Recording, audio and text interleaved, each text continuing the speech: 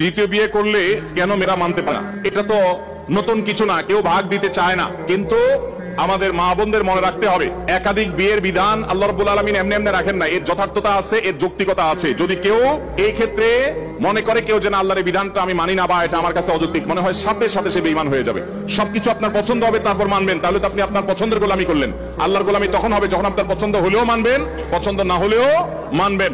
আল্লাহ রাব্বুল আলামিন পুরুষদের মধ্যে মেয়েদের চাইতে যৌন আকাঙ্ক্ষা চাহিদা বেশি রেখেছেন, এটা বৈজ্ঞানিক ভাবে প্রমাণিত, এটা মহাসত্য, এটা অস্বীকার করার কোনো সুযোগ নাই। এবং নানা বাস্তবতার নিরিখে আল্লাহ রাব্বুল আলামিন পুরুষদের জন্য একাধিক বিয়ের ব্যবস্থা রেখেছেন। তাছাড়া একজন নারী তিনি যদি একাধিক স্বামীর তার থাকে তাহলে সেক্ষেত্রে সন্তান কার হবে নিরূপণ করা জটিল হবে, কিন্তু কয়েকজন স্ত্রী যদি একজন পুরুষের থাকে তাহলে সবগুলোই একজন বাবার দিকে সম্বন্ধিত হবে, মা তো মায়ের গর্ভে ধারণ করেছে। নানান কারণে আল্লাহ যা নির্দেশ করেছেন এর বাইরে কোনো যৌক্তিক বিষয় থাকতে পারে না।